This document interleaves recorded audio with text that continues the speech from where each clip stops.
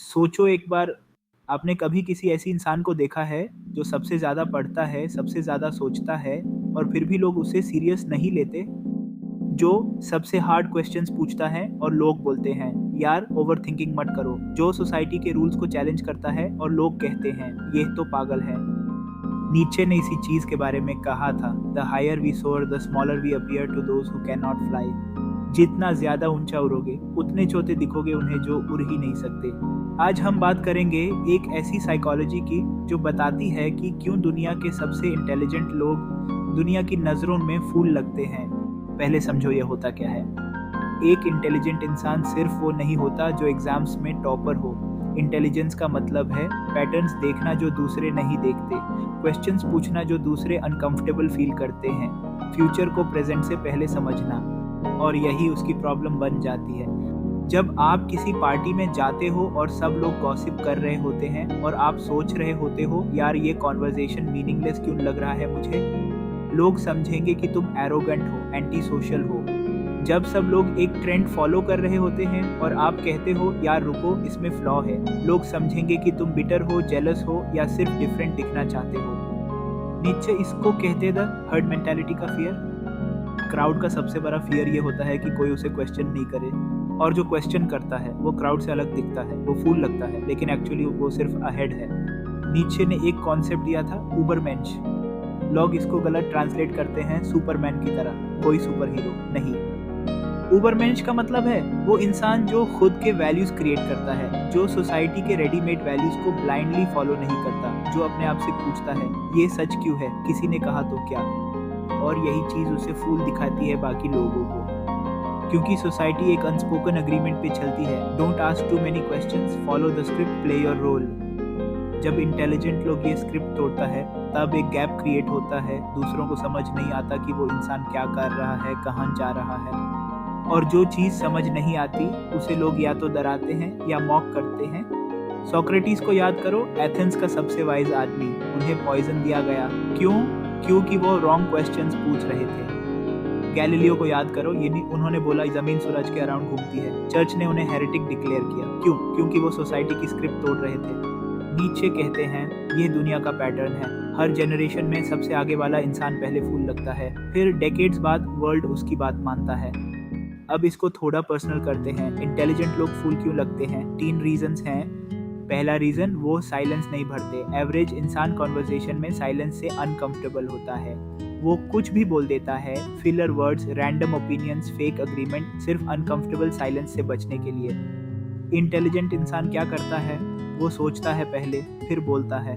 लोग देखते हैं, यार ये कुछ बोला ही नहीं, उन्हें लगता है ये कॉन्फिडेंट नहीं है या शाय है या फूल है। एक्चुअली वो सिर्फ केयरफुल है।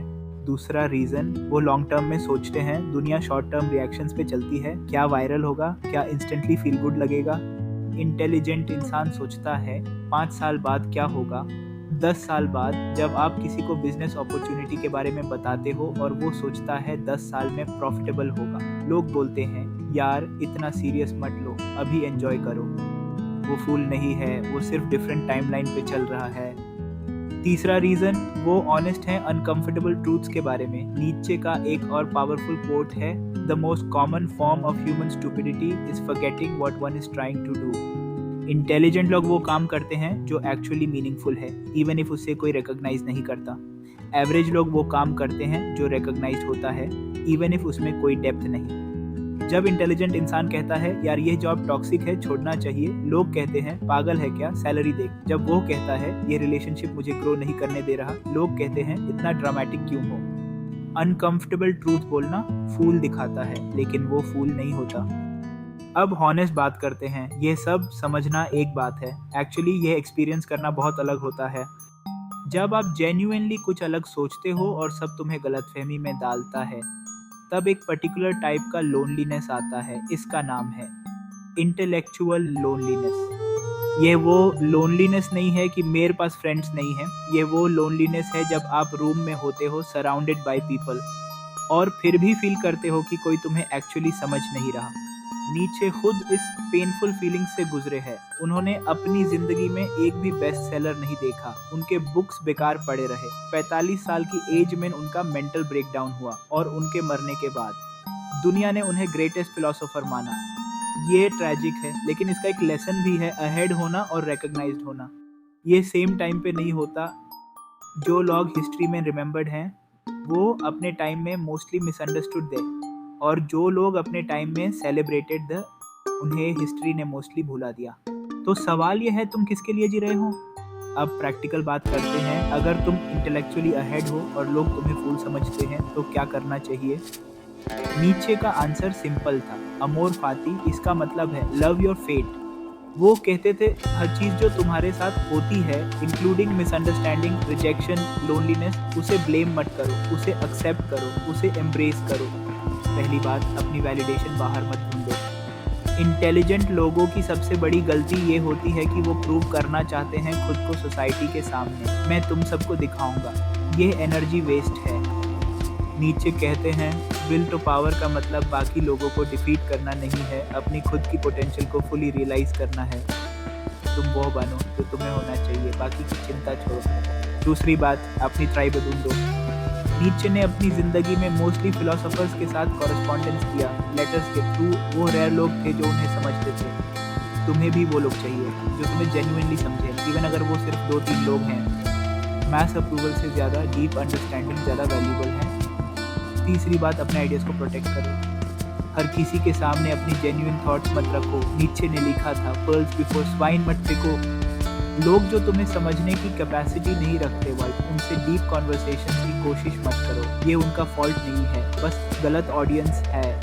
तो फाइनली, अगर आज कोई तुम्हें फूल समझता है क्योंकि तुम डिफरेंट सोचते हो, डिफरेंट क्वेश्चंस पूछते हो, डिफरेंट टाइमलाइन पे हो, नीचे की ये लाइन याद रखो, one must still have chaos in oneself to be able to give birth to a dancing star। अपने अंदर जो chaos है वो वीकनेस नहीं है, वो तुम्हारी ओरिजिनल थिंकिंग है, वो तुम्हारा एज है। फूल दिखना और एक्चुअली फूल होना में बहुत फ़र्क है। एक इंसान फूल दिखता है जब वो अपनी टाइम से अहेड होता है। एक इंसान एक्चुअली फूल होता है जब वो अपनी टाइम के साथ ब्लाइंडली चलता है, बिना कभी पूछे क्यों। तो अगर दुनिया तुम्हें फूल बोल रही है, कंग्रेचुलेशंस, तुम सही रास्ते पे हो। अगर ये वीडियो आपको मीनिंगफुल लगा, लाइक ज़रूर करो, और इस चैनल पे और भी ऐसे फिलोसॉफिकल डीप डाइव्स आते हैं तो सब्सक्राइब करना मत भूलना।